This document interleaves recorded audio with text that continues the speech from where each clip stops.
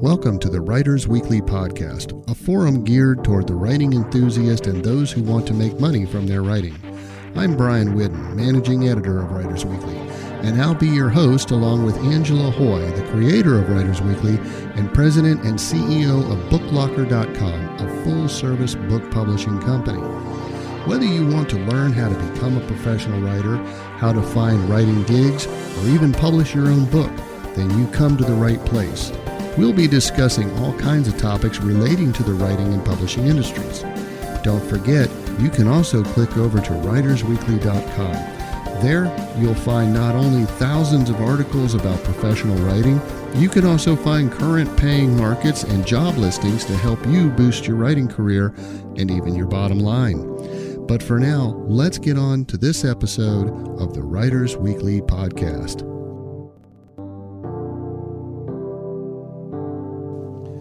And hello again. Welcome to another episode of the Writers Weekly podcast. We've hit a little bit of a milestone. This is episode number 10. I know that's kind of peanuts in the world of podcasting. But to be honest, when we got started with this, we weren't even sure we were going to make it to 10 episodes. So today I wanted to do something a little special. You probably assume that most publishing companies are created by big-time fat cats who are looking for another way to make some major money. And oftentimes that's true. But there are exceptions. People who get into this business because they're truly passionate about literature and just want to do something that involves their love for books and the written word. And then there's another one that has a far more unique story. And in this, our 10th episode, I wanted to share a story with you that tells of somebody who started out as just a regular person and became somewhat of an unsung hero in the publishing industry. In fact, it wouldn't be a stretch at all to call her a quiet lioness in a sometimes untamed world of the literary business. To know her today, it's hard to imagine the formidable and challenging background she's come from. She can be a hard ass, but that's because she's had to claw and fight for every success she's ever achieved. I can personally attest from the last 10 years of knowing her, nothing, and I repeat, nothing has come easy for her. But this isn't just a story about one person's success. I believe it's a story we should all hear because we all find ourselves in deep, dark places in life where the only way out seems almost too far and too difficult to reach. Sometimes we can't even see it.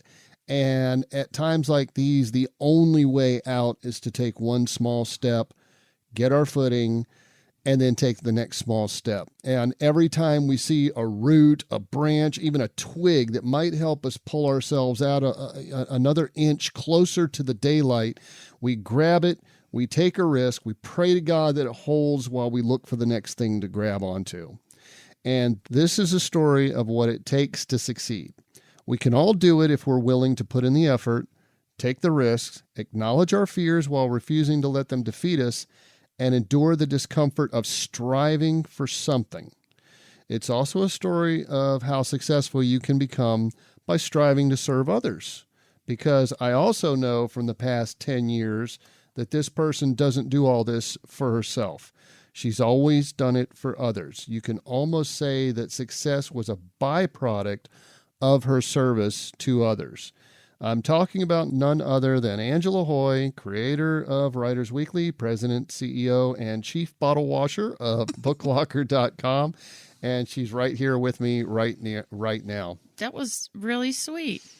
A lot of wisdom in there and some very sweet words. I had no idea you were going to say that. Well, that's why I didn't send you that copy because you probably told me not to do this. I would have. And you're probably going to try to tell me to edit this out, but I'm not going to. So I don't know how to use your editing program, but yeah, that was very sweet. Thank you. Well, welcome back to our little basement recording studio here. And if y'all haven't figured it out by now, that intro should have clinched it for you. I have a little bit of a flair for the dramatic, but it's not exaggerated here. Book Locker and Writers Weekly came from troubled times, and we're gonna talk talk about that. But that's not all we're going to talk about. We're basically going to explain the history of both these businesses and the uniqueness of the person that built them here. So, Angie, what you've done is something that very few people in this world are able to accomplish. And I wanted people to hear what went into building what you have and how it all started. People read Writers Weekly for free. They publish their books with BookLocker, and they come to you for advice. But most don't really comprehend all that you've done for writers and authors or what it's cost you. And so let's start back before there was even a twinkling of a publishing career in your life. Tell us a little bit about your growing up. Well, I always liked to write stories. And when I was a teenager, young teenager, I would write stories about me and my friends, and make them really funny. And I would illustrate them, and I'm a horrible illustrator. And I've seen one of your drawings. I'll post a link to that. Actually, I know which one you're talking about. You did post that in Writers Weekly, yeah, so right. I'm not talking out of school here. Yeah. My dear friend Grazia, who I was in high school with, she told me not long ago that she remembers one of the books that I created. It was a storybook of me and my friends and her, and I just made it funny as heck.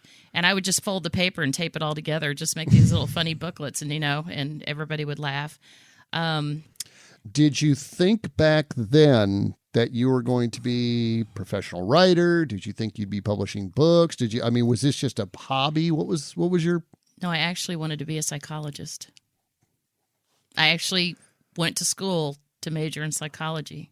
Thank God she became a publisher. Right, okay. Right? Because you would never win an argument. I got disillusioned with psychology because it didn't really sync with my Christian religion. And so I bolted out of that. So you've always told me about how you had a flair for making money even as a kid. Tell me about some of the ways you made money as a kid. Okay, I had I had a pet mouse. I bought her at the pet store, and she was ginormously pregnant. And when she weaned her babies, I took them to school in my pockets, and I sold them to my friends. I got caught.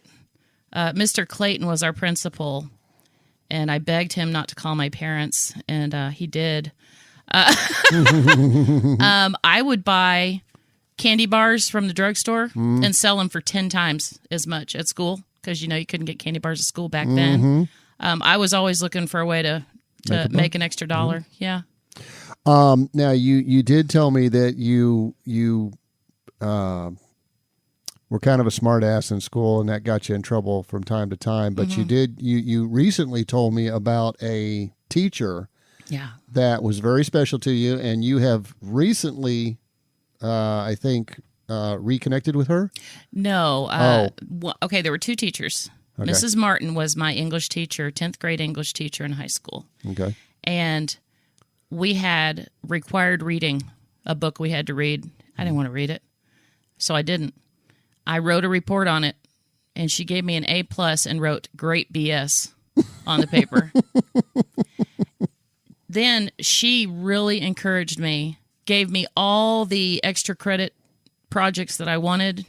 I think I graduated from that class with like a 400% average because everything that she assigned to me was fun. There was one thing, I don't think I've ever told you about this. There used to be this like psychology test where a person would answer like 10 questions and then you could read what they'd tell you what you should do for a living based on that. Or what kind of personality you have. So I only remember one of the questions, and it was, you're walking in the forest and you see a coffee cup. Describe it. And so it was these random questions. So some people would say it's a broken coffee cup. Somebody would say it's a metal coffee cup, like from the military. One of them said world's best dad or something on them. Some people, describe these like really intricate coffee cups. Anyway, so my English teacher, Mrs. Martin, let me do this personality test to the whole class. And they all wrote their answers down. And I took them all home, and over the weekend, I explained exactly what their personalities were like based on their answers. she gave me so many extra points for that, and it was fun. Now, I can tell you that it was pretty much more BS, but it was very entertaining. Yeah. I'm pretty sure I didn't predict anybody's future, but I loved doing that. Yeah. It was creative writing. I just had this little hook for each question, for each person. I knew who they were, and I just started writing about them. Everybody loved it. It was great. The second teacher, Karen Collins, she is friends with me on Facebook. She belongs to Authors Safe Harbor on Facebook, our group. She and I reconnected a few years ago. She was my journalism teacher in high school. Journalism, okay, that was it. She was the coolest chick, still is. She is an awesome lady. It was like going to high school with one of your friends. But she made you want to work. She made you want to do a good job. And she takes sole credit for me offering professional editing services to this day because she gave us extra credit for finding typos in the newspaper and magazines. And I wrote about this not too long ago on Facebook. My dad would come home from work to read the newspaper, the Houston Chronicle, and there would be holes all in the pages because I'd already come home from school and read the whole paper and cut out all the typos to take them to Miss Collins to get my extra credit. I also think I graduated from that class with a 400% average. Wow. But she turned editing into a game. Yeah. So, and again, super cool chick. Really, really like her. All right, so we're going to jump. Mrs. Martin's deceased. Oh, okay. I looked for her about 10 years ago. She died. So I knew one of these you had actually gotten to talk to on your new Facebook group, and we'll talk about that in a little bit. Okay. Okay, so let's jump to about the late 90s. Yeah. You were married at the time. Mm-hmm. I got married when I was 19. Got married when you were 19. Yeah. And that was a mistake. So you told me. Yeah, I know. Well, I know all the details about your first marriage. I'm going to let you gauge how much to tell, but I know that it was not an easy marriage for you. Well, I was married for, I think, 12 and a half years. We had 3 kids. If you want to read the nitty-gritty, extremely dirty details, the Emergency Divorce Handbook for Women, we have it on BookLocker, but you have to search for the words Angela's book, not the Emergency Divorce Handbook for Women, though it does pop up on Amazon that way. The reason that we made it that way was if women buy the book in their husband's in their computer and they see a receipt for that book, they won't see the name of that book. Gotcha. So we did that to protect women. From day one, I have offered that ebook for free to any woman who needs it or wants it. So anybody, go to WritersWeekly.com, click on the Contact Us at the top. If you want a free copy, send me your email address. I'll send it to you. To put things, I think, in a kind of a sterilized way, you were more or less the primary breadwinner of that relationship. Mm-hmm. You had 3 kids. Yeah. I could hold down a job. Like I said, I'm going to let you decide how much you're going to say and not say. So you now, did you write that emergency divorce handbook during this marriage or after your divorce? No, after I got divorced. Okay. Yeah. What kind of things did you have to do to make extra money? Because your income and his lack of income apparently did not make all the ends meet. So what other things did you do to earn extra money? Oh, during that he time? had a few jobs. He had a few did jobs have some from what income. you told me, but yeah, it was very unstable. Yeah. Well, let's see. I had a computer back before everybody had a computer, and I would type term papers for college students. I printed up had some business cards printed, and went and put them on we had a local community college, and went and put them on the bulletin boards. And I had several college students, they'd pay me to they would give me a handwritten term paper, and I would, type it and print it off for them, and they would, drop it off and pick it up. Mm-hmm. That was one thing I did for extra money. At one point in time, I was growing and selling bonsai plants from my backyard. That's something not everybody does. That didn't work out too well. I think I sold one. I grew a bunch. Is that why you don't help me in the garden much? Well, there's that. Our son Frank, the dentist, Frank, he still likes bonsai trees to this day. Wow. So, and he was very young at that time. He was very young. Yeah, he was a toddler. I made marketing signs for some companies. Again, I'm a horrible artist, but I made it work. Didn't get much doing that. What did do well for me was I can't remember how I got the jobs or where I met these people. This is 30 years ago. I was doing accounting work freelance for 2 entrepreneurs who worked out of their homes. Okay. So when I was working for the aerospace company, we had Fridays off. We worked 4/10s. And every Friday I would go. His name was Roger. He was a wealthy entrepreneur, semi-retired. He was building his own airplane. Fun fact, when he flew the first time, he crashed it, but he survived. I would go and do his bookkeeping and pet his ferret. He had a pet ferret at his house. A pet parrot? A pet parrot, yeah. A super nice guy. Really professional, nice guy. Yeah. And the other guy, he had an active business going on, and he had employees, but he hired me to do his bookkeeping on the weekends too. And I was writing articles for magazines and selling those. What kind of articles were you writing? Nonfiction. Just nonfiction Yeah. stuff? Okay. Okay. About what? Whatever. Honestly, if I read the writer's guidelines for a magazine, and we'll get into this in a minute, if it was something I knew anything about, I would throw it out there and try to make extra money. Also, for a very short period of time, and grabbing at those branches. Yeah, I had a syndicated article for fishing game and Texas fishing. You told me about that. Yeah, something about Texas fishing game. Yeah, it's not the exact name of it. It's Well, anyway, so they had me writing articles for their monthly newsletter. They never paid me. Great. Never got paid. State agency. Yeah. I went to Costa Rica for a week or so. I was 30 years old with my first husband, and had an adventure, almost drowned. We'll save that for another podcast. Seriously, I almost drowned on that trip. Caught a huge rooster fish, took some amazing pictures, got lost in the jungle. It was great. It was awesome. I sold my article to Sailing Magazine, I think. I mean, the big one. Mm-hmm. Never got paid. And that contributed to my future of going after magazines that weren't paying their writers. So, you told me often about your life with you, your husband, and your firstborn on Galveston Bay. Tell me about that. We lived in a little, what we called a bungalow. I think it was about 400 square feet, 1 bathroom. The kitchen and living room were 1 room, and there were 2 very small bedrooms. And we could walk out to the bay, and we kept a crab trap out there, and we would catch crab, free food. Hey, man, that's the best free food.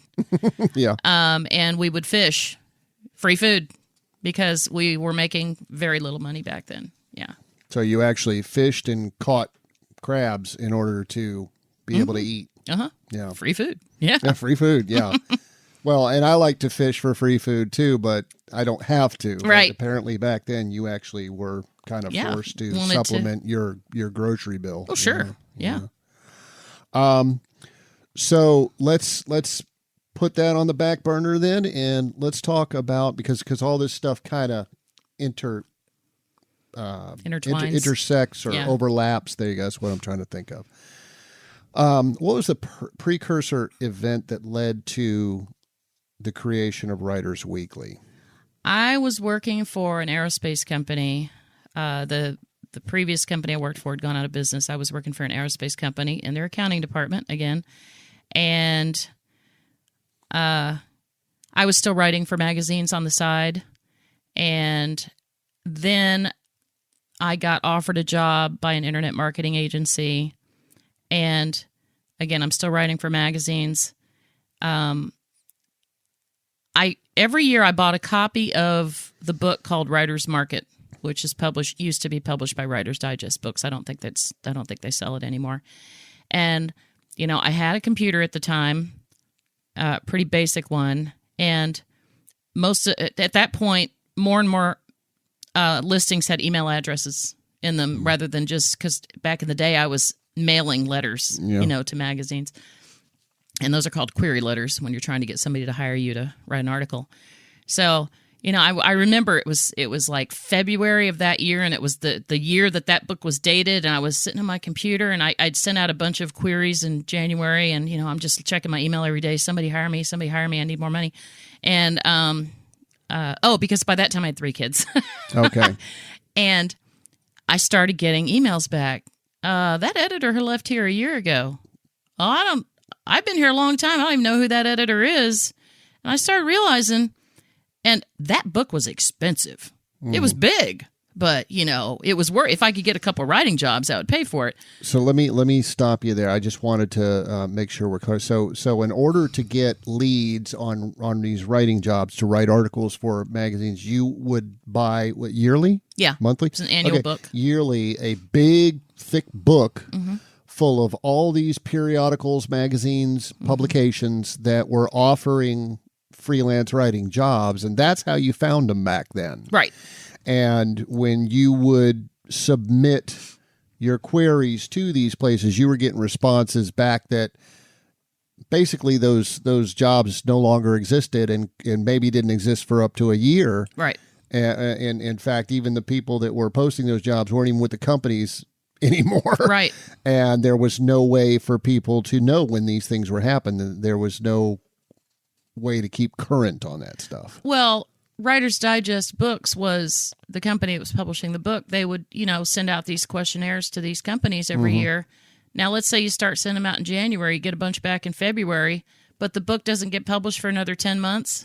Yeah. By then, who knows what percentage of the information in that book is completely irrelevant by that time. And this is important for the listeners to understand what your next step was and how you took something and basically figured out a way to make it better. So what did you do, when you realized this was the situation? Well, I was upset, that book cost so much money. And so I decided, you know what? I can do better. I can create a website. How hard can it be? This is back when I taught myself HTML. Yeah, when you said you were working for a internet marketing company, you were in the accounting office. You weren't an internet guru. You weren't one of these programmers making all kinds of money. Okay, so you taught yourself. I did too. HTML for dummies. Yeah. So you taught yourself HTML. Okay. Yep. And I created a pretty basic website, and it was called WritersMarkets.com. And later it was changed to WritersWeekly. And but right now it was Writers Markets. WritersMarkets.com, which said it all. And I started I created a questionnaire to send to magazines, even websites, and said, we're going to run this for you for free. And you can tell people how to subscribe, whatever, market yourself however way you want. But I want to know what you want for writers right now. And boy, I got a huge response. And I just started adding them to my little website, one after the other. Then I realized, and I was going online and promoting my writing website to other writers. Oh, let's see. You've got mail. What was it? AOL? AOL. Yeah. So I was going into these online writing groups, and I was keeping track of people who wanted to subscribe. This is long before people put subscribe buttons on their website. I would tell people, hey, if you want me to contact you every week with my new listings, send me an email. And I kept all those email addresses on a spreadsheet. I probably still have that somewhere. And you would have to copy those emails and paste them into an email that you were about to send out for, right? As I recall, back then, my email program did allow me to copy and paste all of them at the same time. Yeah, but you still had to go to that spreadsheet, copy them all down. Oh, yeah, right. Or did I upload that? I can't remember. Again, we're talking 30-something years ago. And I want to point out that to this day, 20-something years later, every week we still update our listing of what we call paying We post new paying markets for Paying writers. markets 4 for ones every writers. week, yeah. And we don't charge the advertisers for this at all. We don't charge writers for anything. We just put them up there, and it's up to you. You can query these companies that we promote. There's no advertising. There's no advertisers. You said did I say advertisers? Yeah. Well, they're not advertising. They're magazines and websites. People Publishers. that we said, hey, do you want to put something in our website? Yeah. For free. We have never once accepted any paid advertising on Writers Weekly whatsoever. Yeah. The website has always been free. You don't have to subscribe to see anything. You can see the entire website without subscribing at all. Everything is completely open and great. So okay, so you would email these updated listings to all these people on this email list. So go from there. And that grew and grew, and then I started getting emails. I was also writing books on the side about how to be a freelance writer, how to be a syndicated newspaper columnist, because I did have one syndicated column, and I did a lot of research, and I was writing these little booklets and printing them, landscape, 2 pages side by side, taking them to, I always say Kinko's, but it was Minuteman Press at the time. Yeah, every week, printing a few copies, stapling them, and put ads on my website. If you want this booklet, send me, this much plus shipping. And not everybody had computers then either. Not only that, I didn't have a merchant account back then. People had to mail me checks. Oh, there was no PayPal. Yeah, I didn't get, of course, getting a merchant account, but I used to go to the bank and just deposit all these checks at one time. Those were really taking off. Those books were doing really well. And then while I'm doing this, really, you were getting good. Basic self-publishing. I mean, really basic, but it was working. I started getting emails from writers asking for my advice about all kinds of things. And one of them was, one of the most common one was, hey, such and such magazine owes me money. Can you help me get paid? Okay. That was something I really got into. I took the power of the pen, power of the website, and I would contact the magazines and say, we've been forwarded a complaint by your writer so-and-so saying you owe them this much money, and we want to know when you're going to be send that check out because we're going to be featuring you on my website under our Whispers and Warnings section. We were able to help writers. I couldn't even tell you. I think with all we've done over the years, well over $1 million that we've been able to recover for writers. Never charged a penny to do it. I just did it because it was fun. And this was kind of the precursor of your later on passion about chasing down scammers, which we're neck deep in now. Right. So that's a good news story, but all the news wasn't good. Apparently, you got a little threat to be sued. I know that by a company. I know you hate it when I go backwards like this. When I created that website and put the markets on it, it was the only way that writers could get each publication's current needs. Yeah. I mean, within an hour.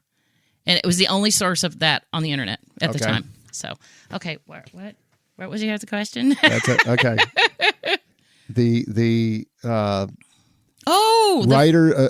A magazine called Writer's Digest Magazine threatened to sue you. Okay, Writer's Digest Magazine was also published by Writer's Digest Books. Okay. I was sitting at home one day, my phone rang, and it was a lawyer. He said he represented Writer's Digest Books or whatever the name of the company was back then, and he said, Your website, writersmarkets.com, is infringing on our trademark. We need you to hand over ownership of that website to us. I mean... And what happened? Well, first I'm like, I've spent so much time building up this website. These are my subscribers. It's my website. I don't care if you don't like the name or not. And Writers Markets was a common term. Well, yeah, that's and Writer's Digest, Writers Markets, two completely different names. So right. I don't know where they get off saying you're infringing on their trademark. The name of the big book every year was Writers Market.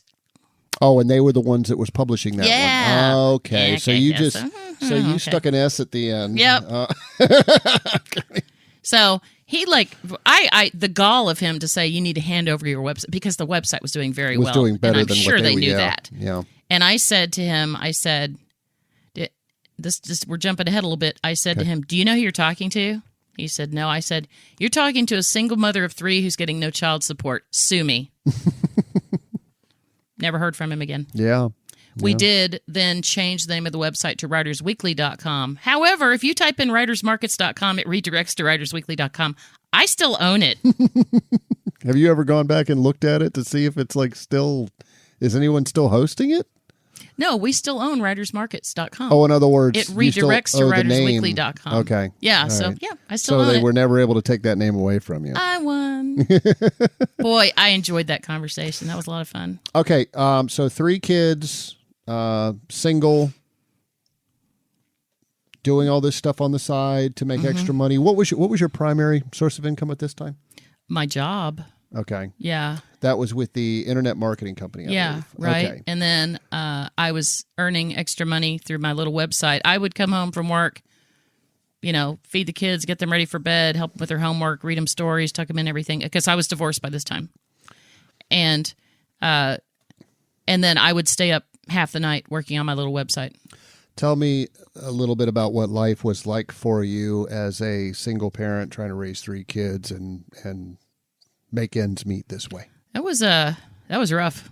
My ex only ever paid me 1/2 of one child support payment. We got divorced in November. I got half of a payment, and I never got another dime. Many years later, he ended up giving up his parental rights, and he owed me, if I recall at the time, because we had a lawyer. It was, if I recall, you didn't even have to fight him for that. No, because he didn't want to have to pay the $30,000 he owed me at that point. It was more than $30,000 that he owed me in child support. He was supposed to be help pay him for their insurance and everything. So he just, and honestly, we were all better off that way. But I'm only earning. Go ahead. I'm only earning my paycheck. I've got a mortgage payment. I've got utilities. I've got 3 kids. They were 5, 6, and 10 at the time. I think so. Yeah. And then things started going bad. The refrigerator broke. Couldn't afford to fix it. So I was giving the kids, canned meals. And it was a refrigerator freezer, so I didn't have a freezer either. In the morning, they love when I bring this up during holidays. I would fix them cereal with powdered milk, and it was room temperature. Hey, they were eating. I recall once I'm a Pop-Tart freak. I love Pop-Tarts, but you refuse to eat Pop-Tarts. And one time you told me why. Because they were cheap and I subsisted on Pop-Tarts for a long time. I was cooking meals for my kids. I would make them eat as much as, you could make a kid eat. And I would eat, this sounds bad, but it's absolutely true. I would eat what was left over on my kids' plates because I didn't want to take food out of their mouths. And if they clean their plates, I would eat like half a Pop-Tart. And tell you what, it was a great diet. I looked awesome. But not the healthiest way. You do that for your kids. Yeah. And I never applied for food stamps because I was too proud. I never got help from the government at all. So let's go to things got worse than a broken refrigerator. You lost my job. Yep. Single mother. You find yourself now jobless. Yeah. So tell me, where does your mind go at that point? I need to do whatever I can to make a lot of money right now. Okay. Because, literally penniless at that point, and trying to take care of my kids, but too proud to accept help from anybody. I'm just not that kind of person.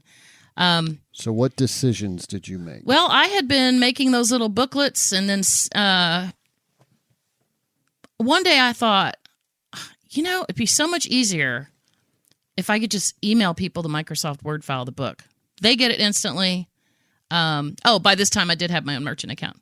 They get it instantly. I get paid a lot faster, And I don't have to keep going to Minuteman Press and printing and stapling stuff. So it was probably cheaper than you having to pay to print absolutely. things out and staple them at, I was making more of a net profit doing it that way. So I'd been doing that for a few weeks or whatever. And that was working out really well. And like the weekend after I lost my job, I went, And this was around the time that ebook became a known word in the industry. Mm-hmm. And this is going to be what year? 1999? 1998 or 1999. I started selling, the Microsoft Word files, and then I lost my job, and then, it was the weekend, and I went, what I've been selling are ebooks. Okay, they're Microsoft Word files, but they're electronic books. Yeah. I sat down for an entire weekend, put the kids in front of cartoons, and in one weekend, I wrote the book called How to Write, Publish, and Sell Ebooks. I put it on my website for sale on Monday, and the first day it was up for sale, I made more than $700. That's better than most people do. That was, I mean, again, I was living on a shoestring. That was like half the money I needed to survive for the month. And that worked, and it kept selling. Would it be fair to say that lit a fire under your butt? Oh, yeah. Then I'm like, what should I write about next? Yeah. And I did. Yeah. I've published, I think, 26 books now. Yeah.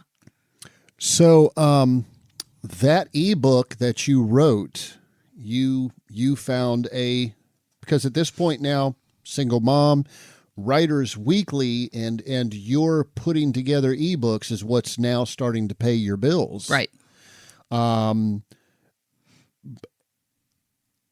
And you had that ebook start being published from a publisher. Who did you go with? I found a website where you could list your ebook for sale, and it was called booklocker.com. The owner's name was Sean. It was a little bitty website. Immediately, my book, How to Write, Publish, and Sell Ebooks, became the #1 bestseller on his website. And he had the bestsellers, on the website, and then sold even more and more copies. And it wasn't much longer after that. By the way, this is around the time I got remarried. I was going to say that at this point you are remarried. Yes, so, yes. Yeah. So I lost my job and created this ebook about ebooks, and it sold like crazy. I was dating a guy on the side. A few months later, we got married and moved from Texas to Massachusetts. And this is why your last name is Hoy. Right. We'll go into that later. You've kept that because for business purposes, because that's what everybody knows you as. Right. Yeah. But that's how how you get that last name. So and I want to add that my second husband, he and I still have a great relationship. We were married for a very long time. He's a great dad. He was a good husband. Yeah. We just, we hit that midlife crisis thing, and we realized, we were going in two different directions. He wanted to do a bunch of traveling. I'd already done so much traveling. I just kind of want to be a homebody from now on. We just went in different directions, but we still get along great. We talk every single day. Yep. And he's a great dad. He's a great grandpa, and we're still great friends. So there's no animosity there. He started his own marketing company. Mm-hmm. I'll post a link to it under this episode. Mm-hmm. He does book marketing, category keyword searches on Amazon to tell you exactly which ones to use. He also has a consulting service where he helps websites become successful. So I kept going with BookLocker. He started doing his own thing, but we still intersect all the time. Sure. Because most of our authors use his Boostabook service. Well, we actually refer several of our authors to his services. Yeah, Boostabook.com. So he and I are now married, and I'm selling my ebook, and I find this ebook website, booklocker.com, and became the #1 bestseller on their website. And it wasn't very long. I want to say a month, maybe. The owner. Well, that's not long at all. I thought you were like on there for a few years or something before you came to this. Okay. I'm talking weeks to months. Okay. I was in close contact with the owner, Sean, because, I was his #1 bestseller. And he was a work-at-home dad. And from what I understand, he was spent a lot of time online, and he was just overwhelmed. And he offered to sell me booklocker.com. Snatched it up for $5,000. And that's how you became the owner, president, CEO of booklocker.com. So now you've got two websites that you run. And so what happens there? Well, it was only selling ebooks, and now I can say we were only selling ebooks at the time. And around this time is when print on demand started ramping up. And print on demand is simply a term for you print a book when it's purchased. You don't print a bunch of books. 30, put them in a box and ship them off to the bookstore. Right. Somebody can order one book, they print one book, they ship one book. And there's no need for an author to buy, 100 copies to keep in their basement. There's no need for publishers to warehouse books anymore. It's, I can't even imagine how many trees have been saved from It was a books revolutionary very revolutionary. idea. Yeah. And with print-on-demand books, if you hold a print-on-demand book next to one that was printed on a traditional press, you'll never know the difference. And that's pretty much every book books. you're buying from Amazon today is going to be a print-on-demand for the most part. A lot of the traditional publishers now use print-on-demand technology also. So we started doing business with the largest book distributor in the world who had a print-on-demand division, and we contracted with them to start printing our books. And, we were putting them on our website. Oh, we were offering cover design, interior formatting. Oh, by this time I've got employees, okay, and some contractors. It just really, really grew faster than you can imagine. And we were one of the first to offer all those services. And, of course, I already had a name in the industry through WritersWeekly.com, and we just started running ads for Book Locker. Not paid ads. We've never had paid advertising, but, we would mix and match the companies and promote each other.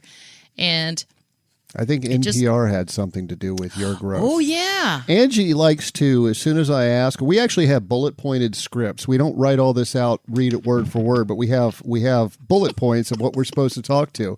Problem is, when I ask Angie any question, she will put that piece of paper down and just go. And I have to reel her back in and tell her which bullet point we're on next. So, NPR. Well, Book Locker was doing so well and was so popular, and so was Writers Weekly, that I got a call from NPR, National Public Radio, and they wanted to interview me about the print-on-demand industry and the future of book publishing. Mm-hmm. And for years, because they put that interview online, for years, we would get submissions to Book Locker. How did you hear about us? NPR, NPR, NPR. We were also in Oprah magazine. And that Oprah was also, wrote about you. Wow. I'm sure it wasn't Oprah. Oh, okay. It was probably somebody that saw Oprah magazine on Writers Weekly and wrote. Just kidding. It wasn't anybody I knew. But that article was also put online. And for years and years, I'm talking 15-something years, people would say Oprah magazine. That's how I heard about you. But NPR was huge. Huge. That's when things started to explode. And you had to get employees and contractors to handle the work that was coming in. Because then we were getting more and more press. Yeah. More and more authors wanted to hear about this, and the media was talking about it. Because it, for back since Gutenberg, there's been a printing press, and now all of a sudden the entire industry changes. Yeah. And we were on top of it. That's the thing during that time, everything shifted from to digital everything. Digital everything. You weren't mailing in a typewritten manuscript anymore. You were emailing in a Word document. Mm-hmm.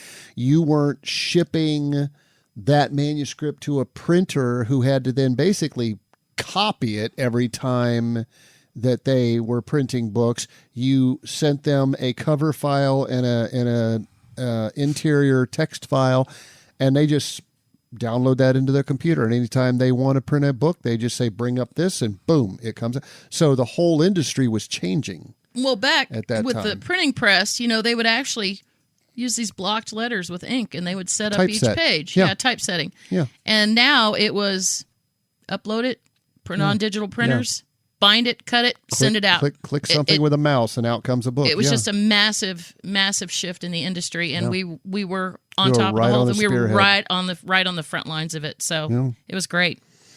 So, so it sounds like you live happily ever after, but the thing is, even with all that success, there come challenges.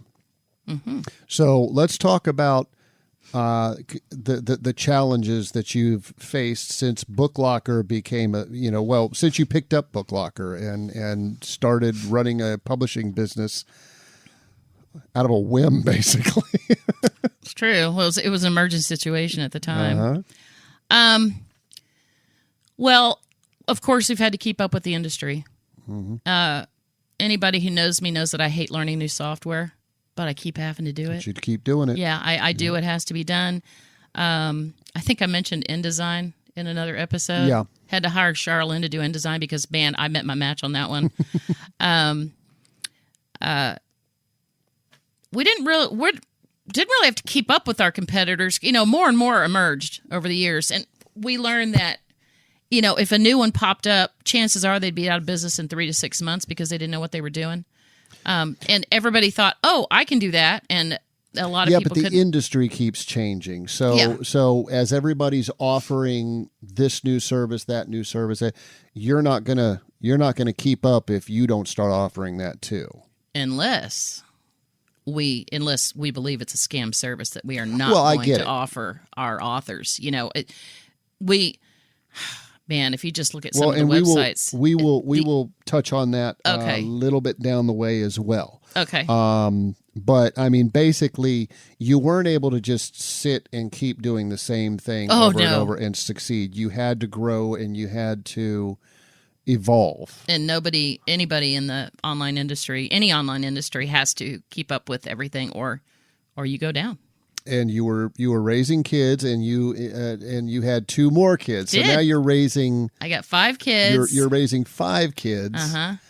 And that wasn't enough for you. I had to take in a couple strays. You took.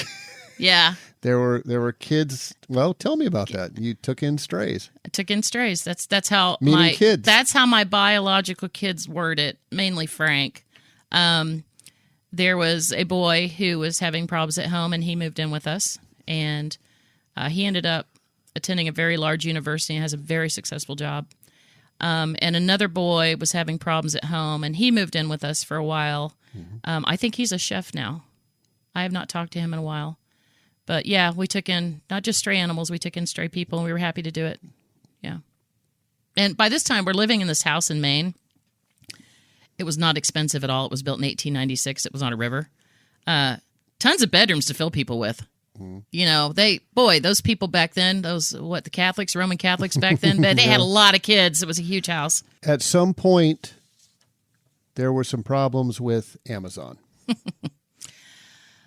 We received a message from Amazon. They wanted to talk to us on the phone. They told us, and by the way, we had thousands of books for sale on Amazon at this point. This is back in 2006. Okay. And just so people understand, you, the publisher, finish publishing a book, get it to the printer, it's all ready to go.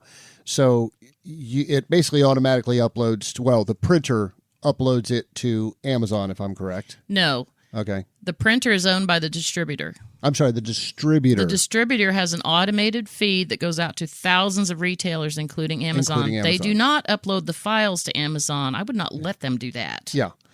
But Amazon picks up the feed, and our books, within hours of an author approving their print galley, which is the first bound printed copy of their book, pops up on Amazon. So our books are all over Amazon at this point. This is 2006. So at this point, in 2006, I go on Amazon. I say, I want to buy a copy of this book. I click on that. That basically sends a signal through Amazon to the distributor / printer.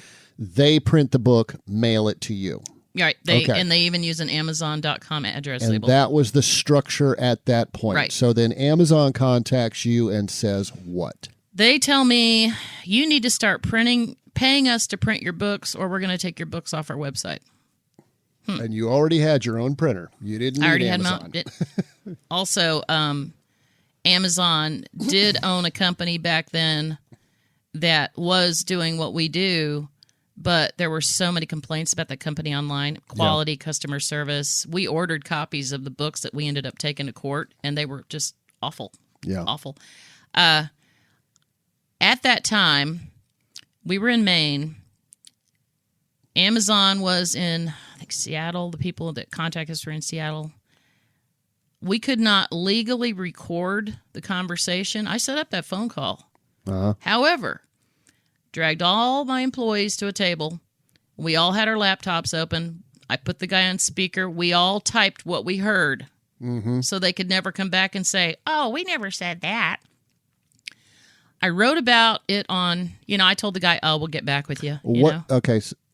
Okay, I'm sorry. Go ahead. So he basically calls us, and it's the same thing. So you have to print through. Basically, you have to abandon your printer and print with Amazon, right. Otherwise they're going to take all your books off Amazon, and that's a death sentence. Yeah, that would have killed us. That would have killed our company. Okay. He specifically said you have to pay us to print your books. So I wrote about it on Writers Weekly to drum up support for us and to get the word out, because it wasn't just us they were doing this to. They were doing it to all of our competitors. Unfortunately, many of our competitors fell for the threat, signed Amazon's contract, and they're still stuck with it. Mm-hmm. They're still stuck with that deal. I wrote about it on Writers Weekly, and I was contacted by the Wall Street Journal. And they said, we'd like to interview you about this.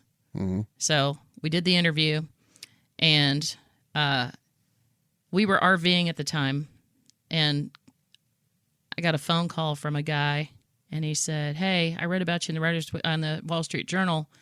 I think you've got a case against Amazon, federal antitrust violations and violations of the Sherman Act. And I'm like, what?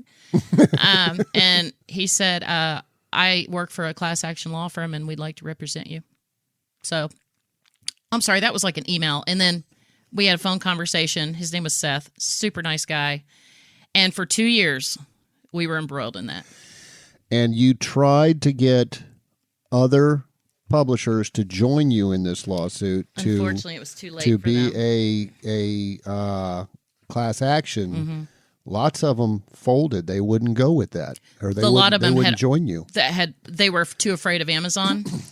But my attitude was, if I'm going to go down, I'm going to go down doing it the right way, and I'm going to go down fighting. And if I go out of business because of this, I'm going to go out of business, because if I let Amazon try to do this to us or do this to us, I will never be able to look at myself in the mirror again and knowing that I just caved and let it go. So mom with her 5 kids and this little publishing company stands up alone against the biggest bookseller, and then they were retailer. They were becoming in the world, the retailer.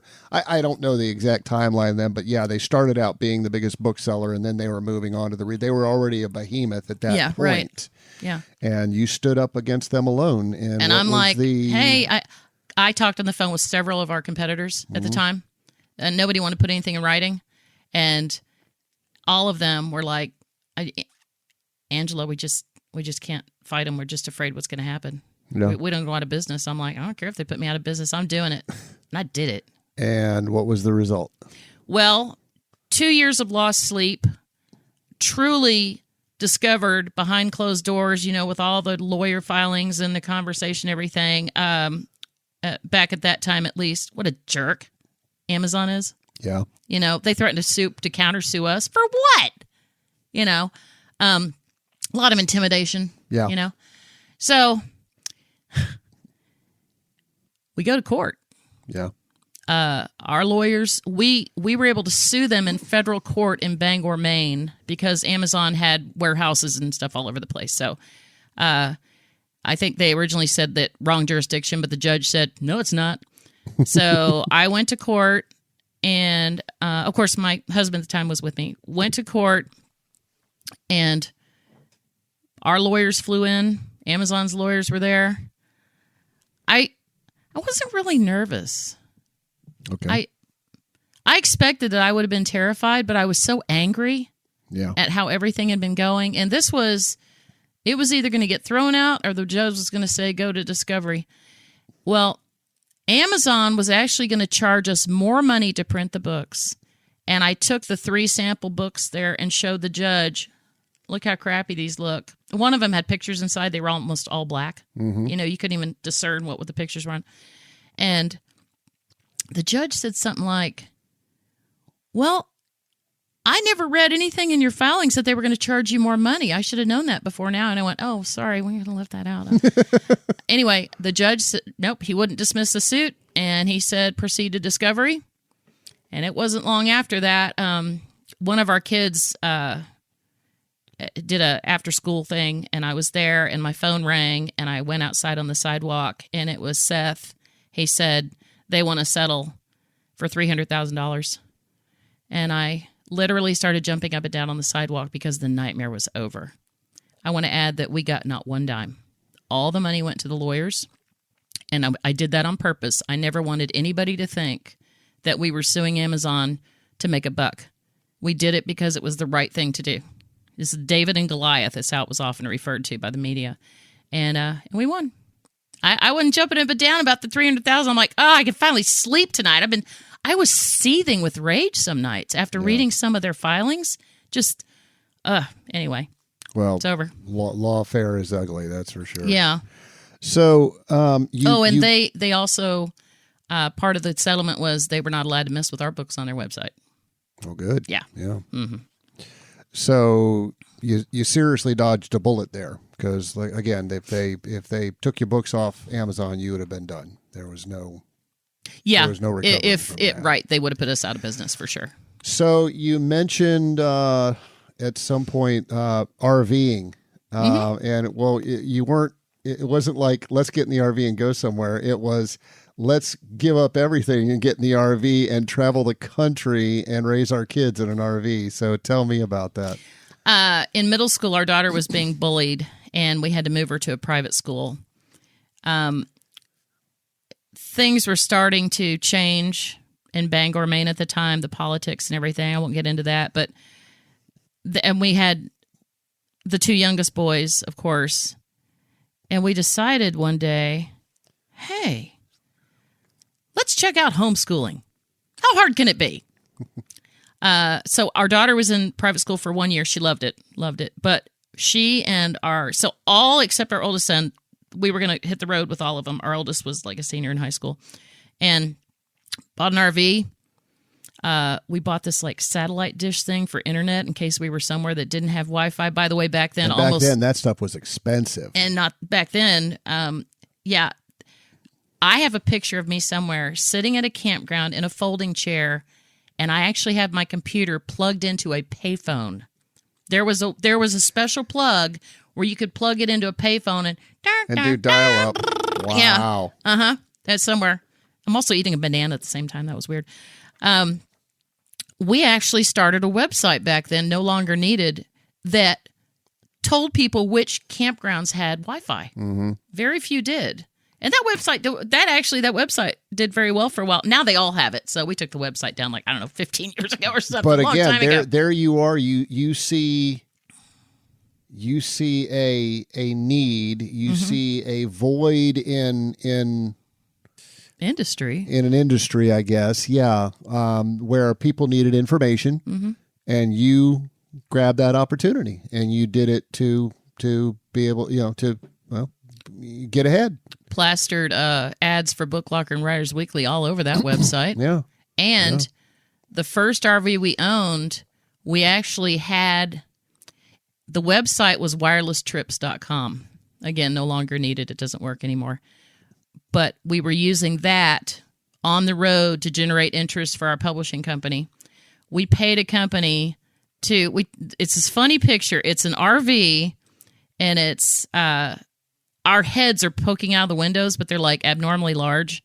And it's us and the kids, right? So the side of the RV was just this flat part, and we had this gigantic sticker thing of that picture put on the side, on both sides. And we go to campgrounds and people ask us about it. Over time, sometimes people would honk at us on the road. And then sometimes we meet people at campgrounds and say, I've been to your website. That was really cool. That is cool. But it was basically, didn't take much effort at all. We'd find a website. Richard would, put it on the website, but find a campground that had Wi-Fi. Richard would put it on the site. Generated a lot of publicity for us over the years. So, and it was a lot of fun. So, all right. So,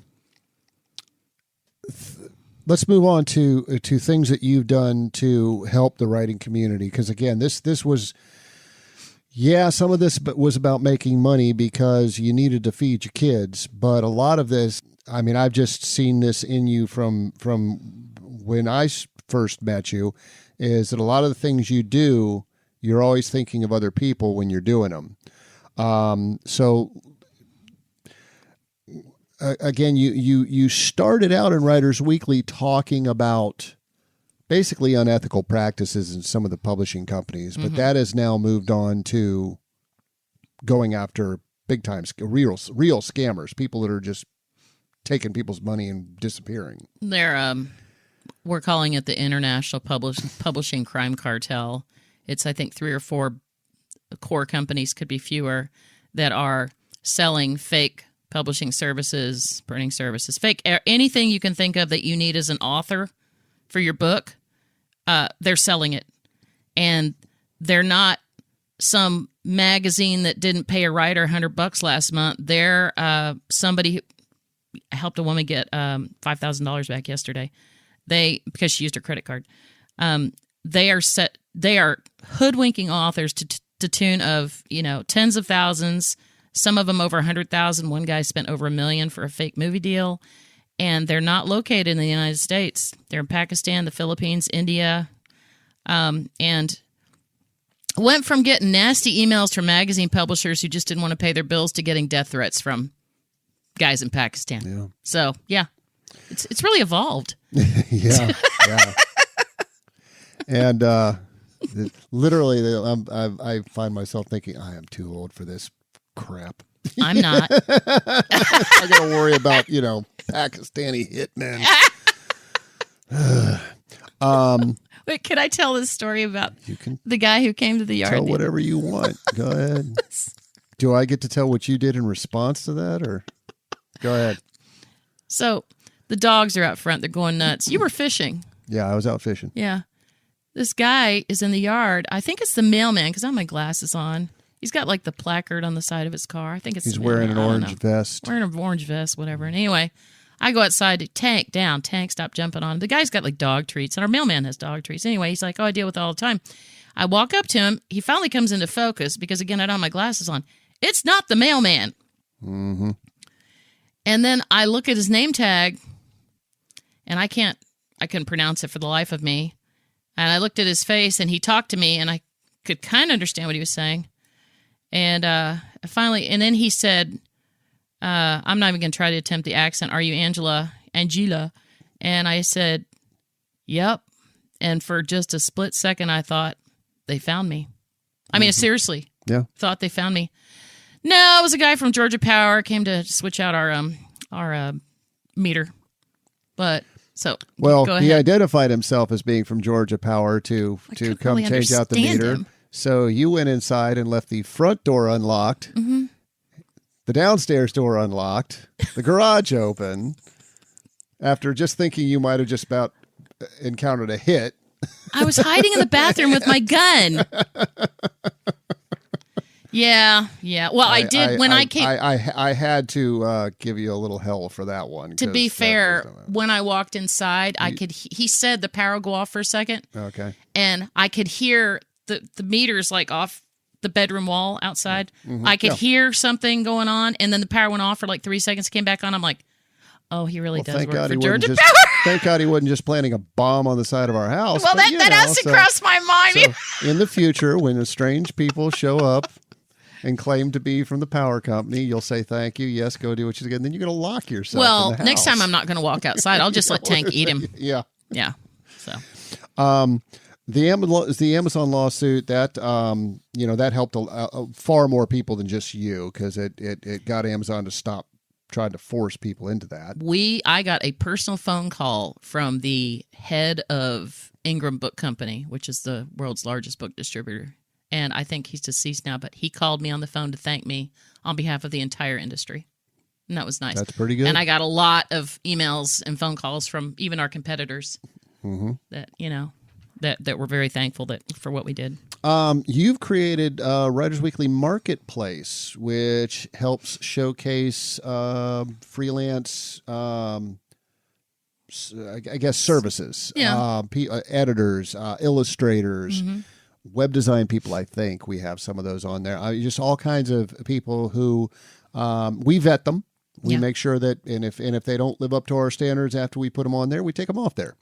But So you're helping other freelancers, professionals get work. Yeah, marketplace.writersweekly.com. You can see all the different categories. The two most popular ones are editors and illustrators. All the editors are native English speakers. They've been vetted by us. They've edited numerous books. They have a fantastic reputation. The illustrators do not use AI. These are true artists. Mm-hmm. Yep. You started the short story contest. We talked about that in our last episode. Right. So episode 9, if you want to hear how that started, that's 24hourshortstorycontest.com. Yeah. Yeah. And that was just for fun. You created under the umbrella of Writers Weekly, you also created another company called Buzz Press, mm-hmm. which allows people. Well, tell me about what a Buzz Press does. A BuzzPress.com is a hybrid publisher. Now, that is a very abused term in the industry. If anyone calls themselves a hybrid publisher, they're going to try to trick you into believing that you pay them so much money, they're going to match it to get your book published. That is BS. True hybrid publisher is a Buzz Press. We don't charge authors anything up front. We're extremely selective about what we publish through that imprint. We publish maybe 10 to 12 books a year. It's really hard to get a contract through there. However, we don't charge authors anything. It's a 3-year exclusive contract and pays higher royalties than traditional publishers. That's why we call it a hybrid. Then everybody else started calling themselves hybrids, and everybody's ruined it. So anyway. And in response to the problems that you were seeing on Facebook writers groups and authors groups with all of these scammers coming in and hitting people up with, hey, private message me so that we can talk about your book. And so frustrating. You have created your own authors group in Facebook where if you want to get in to that group, you have to ask to join, and it is one of us that will vet you and determine whether or not you are one of these overseas scammers. And anybody that hits anybody up for, oh, I'm an editor, private message me, out they go. Yep, one strike and you're out. You don't get a second warning. Yep. What's that called? Authors Safe Harbor. We will put a link to it under this episode on writersweekly.com/podcast. And you're not making any money off that. In fact, and you're donating your time like you have a bunch of that. Yeah. You and some of our other Writers Weekly folks, Book Locker folks are donating their time to sit and monitor that thing and make sure that anybody that breaks the rules gets booted. Yeah. You and I and Allie are the moderators right now. It's so Authors Safe Harbor. Authors is plural. The apostrophe is after the S. But again, we'll put the link underneath. And it's actually growing very fast, and it's a lot of fun. We talk about all kinds of stuff, and nobody gets spammed. It's just a discussion. Yeah. It's like you're sitting in a room with a bunch of other authors, and we're all having a good time. Yep. And lots of questions getting answered, and advice, and nobody's getting scammed or spammed. So it's really doing well. I'm going to skip down here to this heading that you put in. Looks like lawsuit threats. You want to talk about those? Oh yeah, these are funny. Okay, yeah. These I guess we'd have to add this on the list of challenges for you. So you've been threatened in numerous ways. Not just my life. Yeah. So talk about them. I'm not going to name anybody, but because that's all I need is these people threatening to sue me again. We'll call this one the vexatious litigator. I've talked about him on another podcast. He was declared a vexatious litigator in California. He would sue people just to harass them, and he would represent himself pro se. That's what it means, representing yourself in court, and just to harass people. Well, he did it like 50 times in California, so they told him you can't file any more lawsuits. So he moved to Arizona and started all over again. We exposed a scam he was involved in. He was hiring writers to write chapters of books about universities. He would print a couple copies of each book, send it to the university, tell them, hey, order, however many copies or whatever, charge them an arm and a leg for it. It was almost like a ghostwriting service, textbooks, of course they charge an arm and a leg. Yes. It's not a textbook. Oh, I'm sorry. It's, okay, he would hire a bunch of writers to write chapters about a specific university. Okay. He would have the university pay him to offer this service, and then he would say he would tell them, I'm going to send copies of your book all over the country or whatever. I can't remember exactly how it worked. He wasn't paying his writers. That's what really made me mad. And then turned into a big scam. So we published about him on Writers Weekly, and he threatened to hire someone to, quote, take care of me, come to our house and, quote, take care of me. He threatened to pick up our kids from school. He was a wacko, total wacko. Sued us, cost me $10,000. We won, was thrown out of court, and, of course, never collected the money. So, because, yeah. And then there was this her name was Martha. You said you weren't going to collect the name. I'm not going to give you her last name because I'm still scared of her. She threatened, we exposed her scam, and she was scamming writers. She emailed me, threatened to fly from New York to Maine to, quote, beat me up. Now, my last name is Hoy. In one of the emails, she called me Jap Mother You Know What. She was a piece of work. And you're not Japanese, neither was. Well, not that it matters. It's still offensive. Your husband from the right. Just even if I was, I mean, it doesn't matter. Exactly. I'm just saying she clearly didn't do her homework and know who you were. Right? The level of blatant, just wow. Yeah. I mean, how unprofessional can you get? Well, and who says Jap nowadays? I mean, that's true. On. So anyway, she did go to jail for her scams. Well, good. Yeah. Good. Mighty words. Oh, we wrote a warning about mighty words, and I can't remember what the warning was. I'm not paying people or what. I can't remember. It was such a long time ago, but it doesn't matter because they're out of business. They had us served. Okay, did you know that you can have registered mail delivered to somebody on Christmas Day? Apparently, yes. They had the mailman deliver a registered letter to us on Christmas morning while we're all opening Christmas presents, and it was a lawsuit threat. I know they did that on purpose. And then they went belly up anyway. So, yeah, snakes. Why were they trying to sue you? We published an article about complaints about them online. I got you. Yeah. Okay. Get those all the time. And then, of course, now all the death threats. Death threats just keep on coming. Keep on keeping on. Yep. That's okay. I don't know. I'm not overly concerned. I know. I just, when you've been doing this as long as we've been doing it, there's really nothing anybody can send that shocks me anymore. Yeah. I'm just used to it. Yeah. And whatever. I'm packing. Okay. Bring it on. So you added to our script. How'd you end up in Georgia? Well, went from Texas to Massachusetts to Maine to Florida to another place in Florida to living on a boat in Florida. And then that was a lot of fun. And that's where I met Brian in Florida. 2016. Yep. And we got tired of the hurricanes. Okay, I got tired of the hurricanes.